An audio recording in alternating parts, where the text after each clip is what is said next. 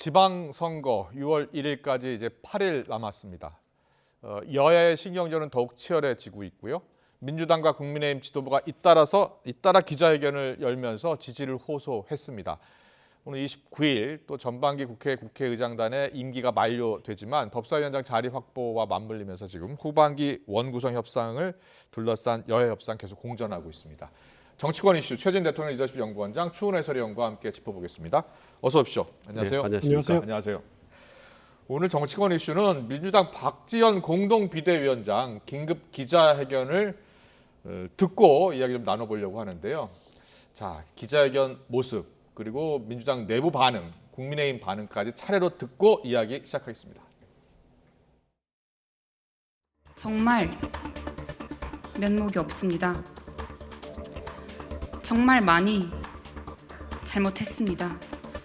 우리 민주당 후보들에게 이번이 마지막이라는 생각으로 딱 한 번만 더 기회를 주십시오.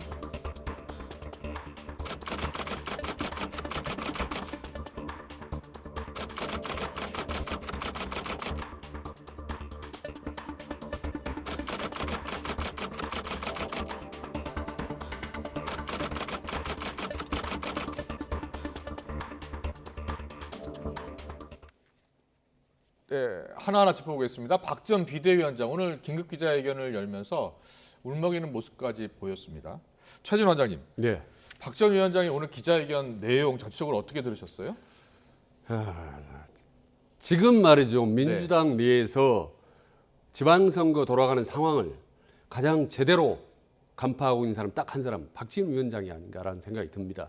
아마 당에 오래 있던 사람이 외부에서 왔지 않습니까? 그렇기 때문에 아마 제3자적 관점에서 객관적으로 지방선거를 보고 있는 것 같다. 그래서 지금 이 선거는 강하게 세게 가서는 안 되는 거고 항상 낮은 자세로 반색하면서 읍소 전략으로 가는 것이 오히려 선거 전략 유리하다라는 상황을 제대로 보고 있는 것 같아요. 그렇군요. 그래서 그래도 본인 말 중에 또 팬덤 정당이 아니라 대중 정당으로 가야 된다는 말이 아주 저는 중요한 말이라고 봅니다. 네. 그렇게 해야 중도층을 흡수해서 플러스 알파 베타로 해서 지방선거의 확장성을 가져서 이길 수가 있거든요. 네. 지금처럼 기존의 전략처럼 팬덤만 외치면 똘똘 뭉쳐서 자기끼리만 하는 선거, 그래서 대선의 패배를 재현할 수도 있기 때문에 지금 이 시점에서는 이대로 가면 정말 완전히 우리가 크게 질 수도 있다. 완전히 탈바꿈해야 된다라는 그런 강력한 메시지를 눈물로 호소한 박지원 위원장의 전략은 딱 맞다. 저는 저대로 가면 오히려 지방선거에 상당히 선전할 수 있다라고 저는 봅니다. 그렇군요.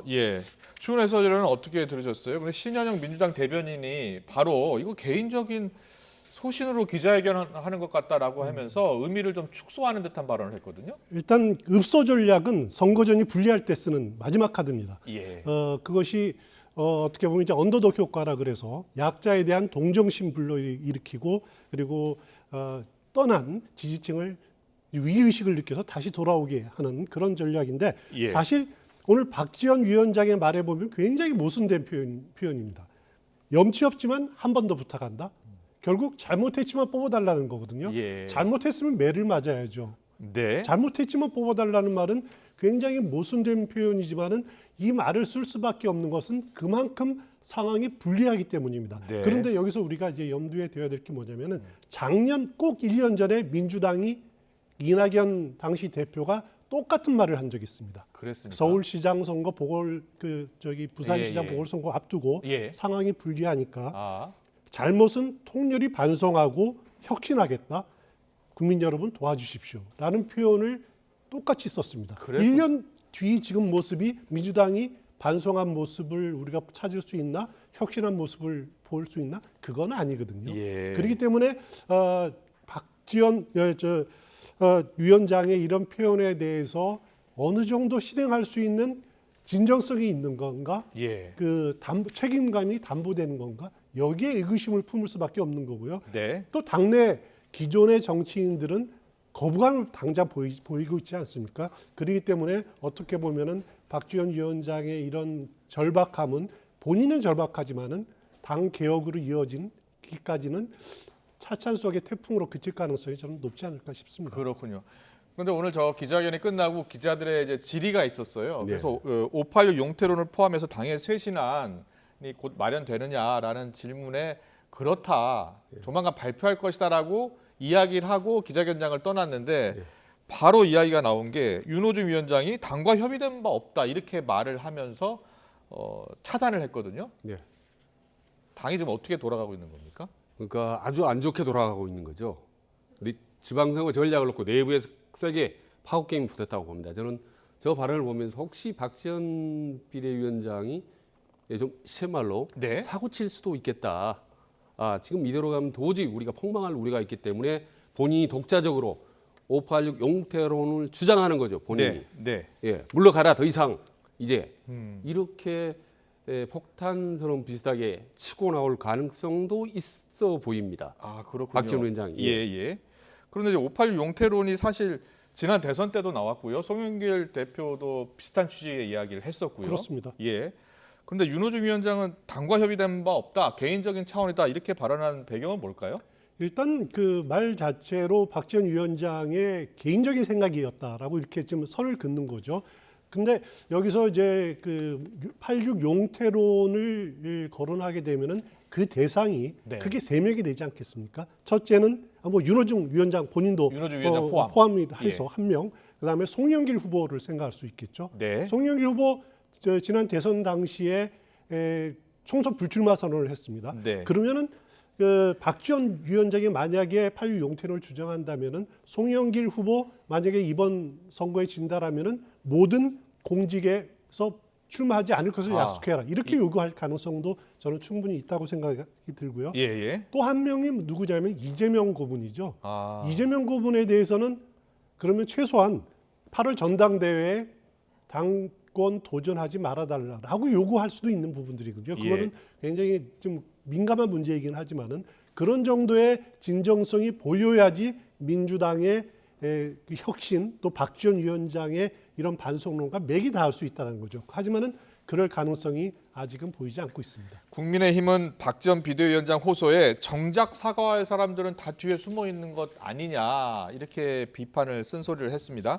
정작 사과할 사람들이라면 누구를 말하는 걸까요? 지금 민주당 선거에 전면에 나서 있는 사람들 아니겠습니까? 어떻게 보면 추 의원께서 다 얘기를 한 것 같은데요. 예. 지금 민주당 선대위 선거운동 하면 눈에 방송에 가장 많이 띄는 사람은 방금 이재명, 송영길, 윤호중, 박원근 그리고 네. 플러스 철험회, 강경파 아니겠습니까?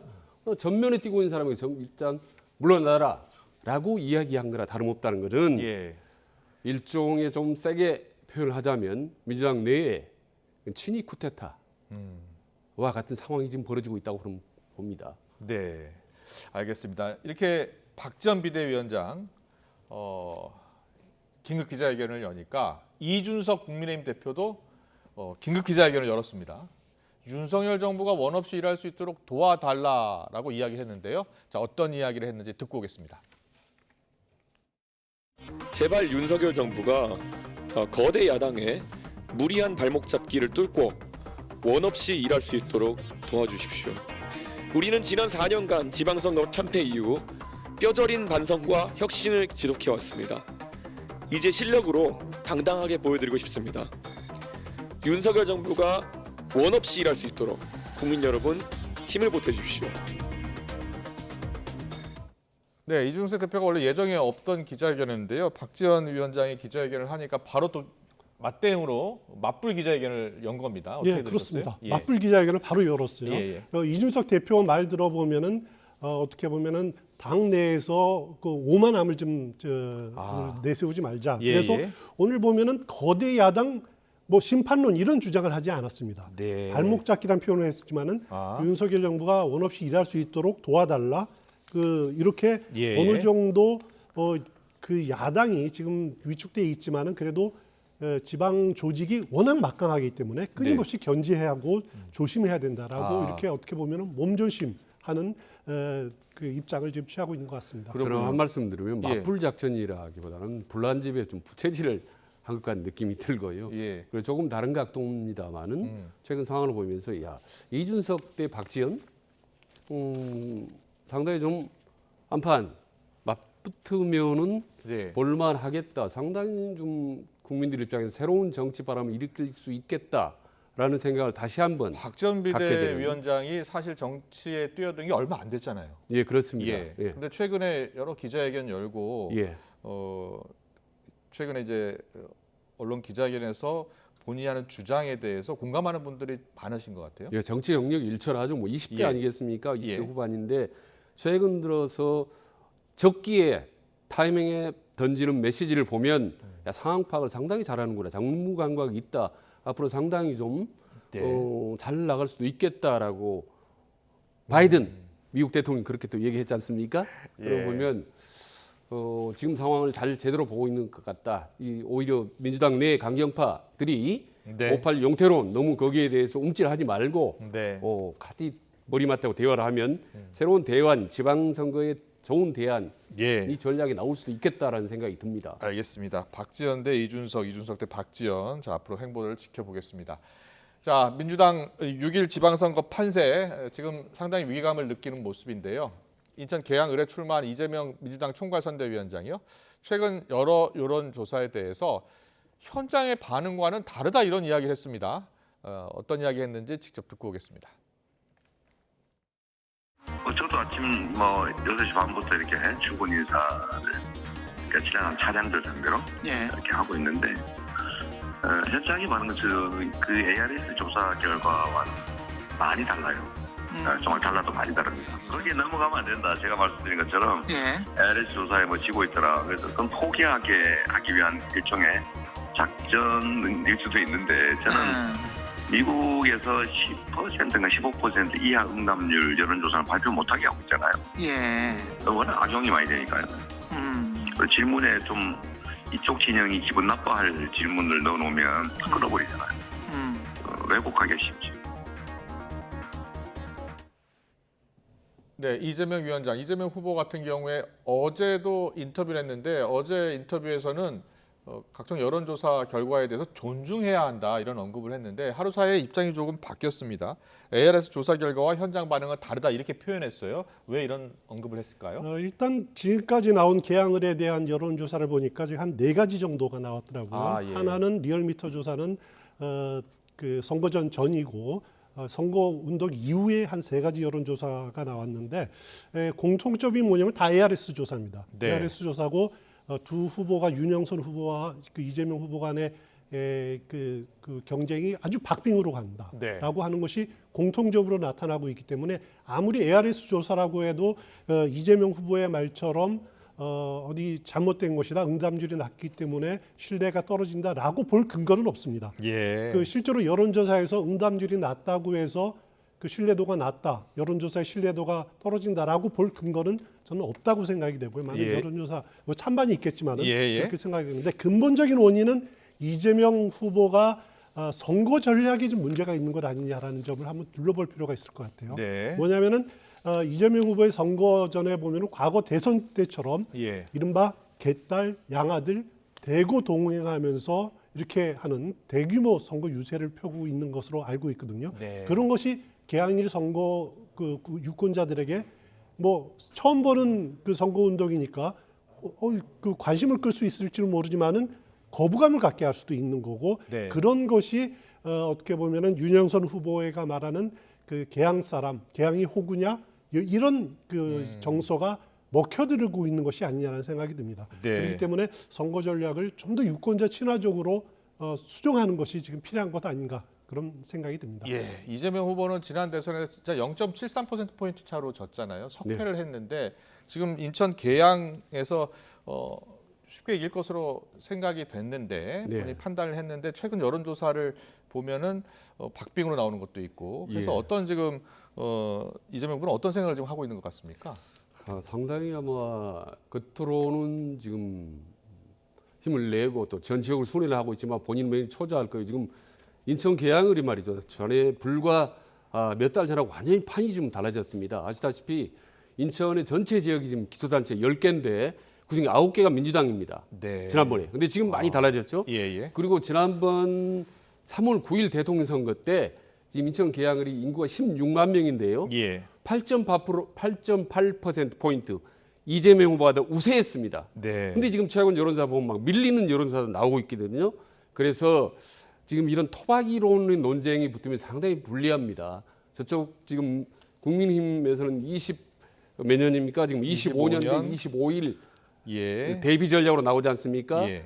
본인은 25년 동안 병원 차려서 열심히 했는데 25일 됐다 이재명이 이렇게 낙하산 인사 아니냐 이렇게 밀어붙이고 있는데 이렇게 가면 민심이 상당히 불리할 수가 있고 자칫하면 아주 위험한 상황이 올 수도 있습니다. 그래서 제가 보기에는 이재명 후보가 상당히 개항을에서도 네. 낮은 자세 읍소 전략으로 해야 되나 마지막 봉사론 정말 돌고 돌아서 어쩌다 여기까지 왔는데 인천까지 왔는데 마지막 여러분들을 위해서 한번 봉사하고 싶다라고 호소하는 전략으로 가야지 그렇지 않으면 상당히 좀 어려운 힘든 예. 상황을 맞이할 수도 있겠다라는 생각이 듭니다.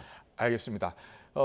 지금 이번 17개 시도 광역단체장 선거에서 가장 핫한 지역 중에 한 곳이 바로 경기도지사 후보 선거인데요. 경기도지사 후보 TV 토론회가 열렸습니다. 김동연, 김은혜 후보 간 공방이 거셌죠. 어제 주요 장면 보고 이야기 나누겠습니다.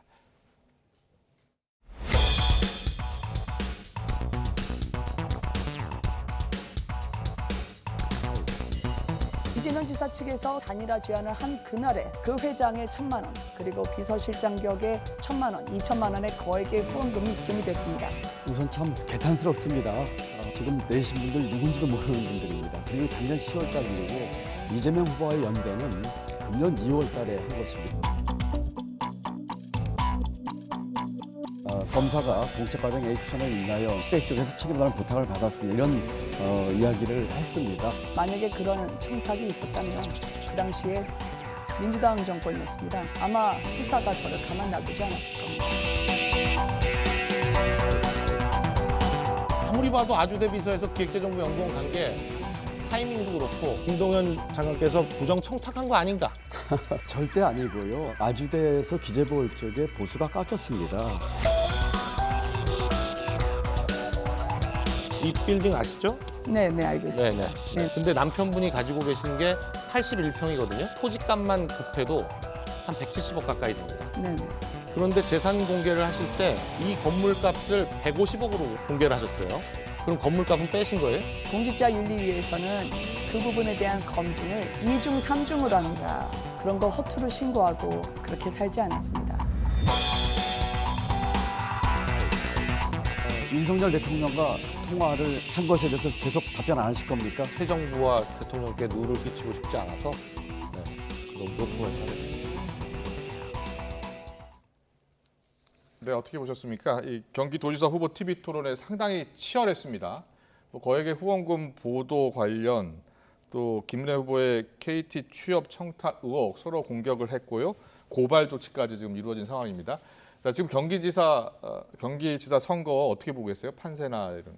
저는 솔직히 말씀드리면 TV 토론 과정에서 저는 의혹 제기 이런 부분이 별로 귀에 들어오지 않았습니다. 예. 마타도라든지 인신공격성에 가까운 여러 가지 티격태격하는 모습이 별로 눈에 띄지 않았고 중요시하지 않습니다. 왜냐하면 예. 경기도라는 지역이 1,300만 인구에다 31개 시군구가 있는 방대한 지역입니다. 예. 어차피 다른 지역은 몰라도 경기도만큼은 이번 지방선거에서 윤석열 대 이재명의 2라운드로 펼쳐질 가능성이 높기 때문에 네. 큰 틀에서 흐름으로 저는 갈 거라고 봅니다. 예. 그래서 저는 작은 변수들은 대세에 큰 영향이 없을 거고 예. 결국은 윤석열 대통령에게 힘을 실어주느냐 아니면 이재명 후보에게 한 번 더 기회를 주느냐라는 것이 최종적으로 민심을 저는 판단할 거라고 봅니다. 그렇군요.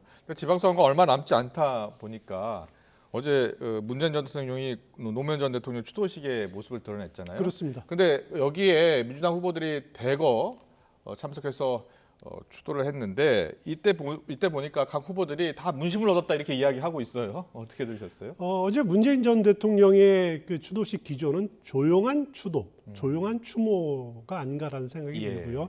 어제 오찬 자리에서 이재명 후보와 사진도 같이 찍고 네. 또 김동연 후보는 꼭 이겨라 이렇게 그 격려를 받았다라고 이렇게 이야기를 하고는 있습니다만 예. 그래도 문재인 전 대통령이 특정 후보를 적극적으로 민주당을 적극적으로 지원한다든가 이런 모습은 어제 전혀 노출이 되지 않았습니다. 네. 어제 추도식을 쭉 보면은 정치적 발언이 없었습니다. 그렇군요. 유일하게 정치적 발언을 한 사람이 누구냐면은 정세현 전 통일부 장관이 공식 추도사에서 예. 대선 이런 표현을 했었죠. 대선 패배 후에 기운 나지 않는 분들이 많다. 민주당 키울 힘을 모아달라.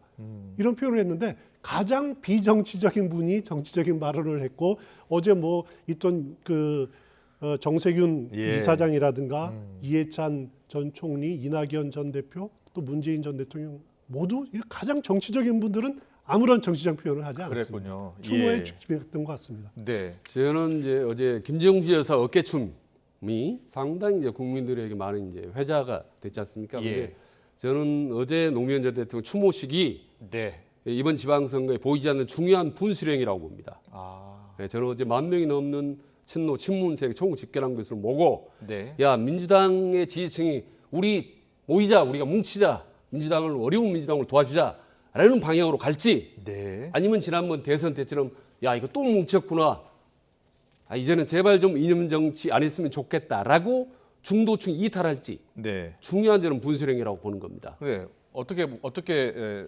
보셨어요, 그러면 이번 저는 선거에서? 지난 지방선거에도 예. 어느 특정 이념색이 강할수록 바람직하지가 않다. 팬덤 정치는 결국 중도층 이탈할 가능성이 높다라고 저는 1년 넘게 계속 중요시 강조를 해왔기 때문에 네. 저는 박지원 위원장처럼 예. 중도적이고 온건하고 아담하게 그리고 작게 낮게 가는 전략이 전반적으로 저는 유리하다고 보는 거죠. 예, 알겠습니다. 그리고 어제 정치적으로 정호영 복지부 장관 후보자가 밤에 그러니까 지명 43일 만에 자진 사퇴했습니다. 사퇴 전 윤 대통령과 통화를 했다는 이야기도 들리고요. 사실상 윤 대통령의 의중이 반영이 된 거죠? 예. 그렇습니다. 윤석열 대통령 입장으로서는 한덕수 총리 야당 협조를 받아서 이렇게 인준이 통과됐는데 나름대로 이렇게 배려를 해야 되는 부분들도 있고요. 예. 하지만 대통령의 성정상 그 지명 철회는 하지 않는 성정인 것 같아요. 그래서 예.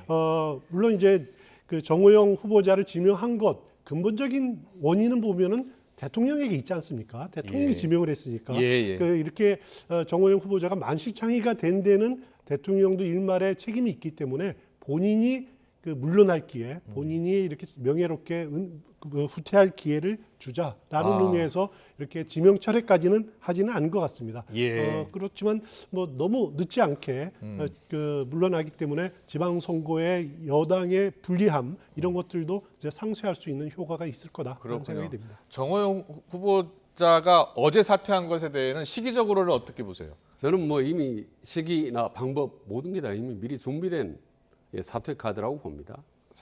미리 준비된 사퇴 예, 카드다. 그렇다고 봅니다. 그래서 늦었다 아니면 적절했다 아니면은 예. 적절했다고 봅니다. 지난번에도 말씀드렸다시피 이제 한덕수 총리가 인준이 통과되면 예. 자연스럽게 그렇게 물러나는 방향으로 아마 여야 간의 얘기가 됐을 거라고 보는 겁니다. 저는. 그래서 저는 이제 윤심보다는 당심이 훨씬 더 세게 저는 작용을 했을 거라고 봅니다. 국민힘에서 그러면 안 된다라고 여러 번 건의했다는 보도들이 나오는데요. 예. 뭐 적절하고 충분히 예견된 그런 사퇴 수순이었다고 저는 봅니다. 네, 알겠습니다.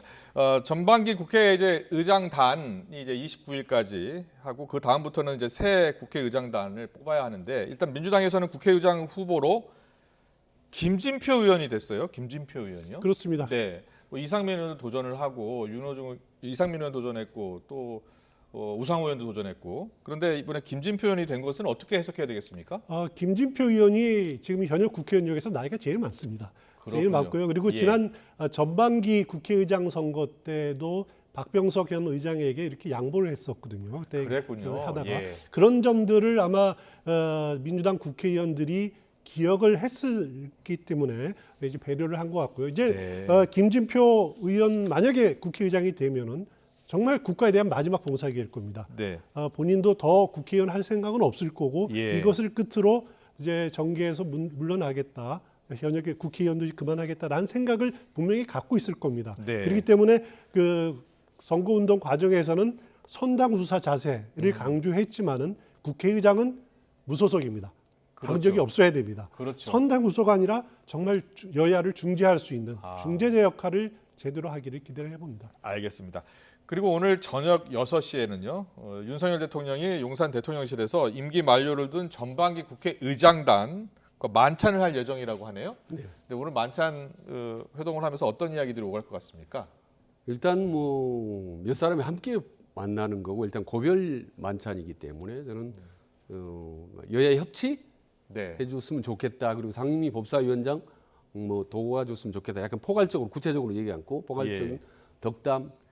그리고 어떻게 보면 대통령 된 이후로 처음으로 야당 지도부와 함께 한다는 것에 좀 의미를 있고 특별하게 뭐 구체적으로 얘기는 하지 것까지는 않습니다. 많은 전문가들이 협치 이야기하면서 대통령이 야당 정치인들과 자주 만나서 소통하고 저녁도 하고 하는 게 좋지 않겠느냐 이런 의견들 많이 내시더라고요. 원장님 어떤 생각이세요? 지금 당분간 협치나 부드러운 분위기가 이루어질 것 같지는 않습니다. 네. 일단 지방선거가 끝나도 그 후유증이 있지 않습니까? 어느 한쪽이 이기거나 패배할 때인데 그 후유증 꽤 오래 갈 거고 지금처럼 민주당이 강경파가 주도하고 있다면 협상의 여지, 협치 여지는 매우 좀 협소하지 않을까라고 싶습니다. 그리고 윤석열 대통령이 또 과감하게 아주 파격적으로 또 양보를 하거나 깜짝 놀랄 정도의 어떤 통합 정책을 보여주지 않는 한 여야 간의 협치가 빠르게 쉽게 이루어질 가능성은 별로 보이지 않는다라는 게 솔직한 제 심정입니다. 네, 알겠습니다. 한미 정상회담이 이제 끝나지 며칠 안 됐잖아요. 그런데 윤석열 대통령이 취임 후 첫 인터뷰를 CNN과 했네요.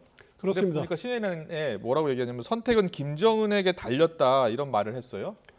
일단 윤석열 대통령이 그 한미 정상회담 그리고 CNN 인터뷰에서 본 그 대북 정책의 기조를 보니까 어떻게 보면 문재인 정부 때 진행했던 한반도 평화 프로세스 그것은 굴종 외교다. 더 이상 그 이제 받아들이지 않겠다라고 포기를 선언한 거죠. 어떻게 보면은 4.27 판문점 선언 그리고 싱가포르 북미 정상회담을 봉인하고 새롭게 접근하겠다라는 겁니다. 그리고 더 이상 또 그리고 북한 핵실험을 한다면은 그거는 저지하겠다. 반드시 그대로 용납하지 않겠다라고 하는 것은 결국 북한과의 그 맹목적인 비핵화 협상에 매달리지 않겠다.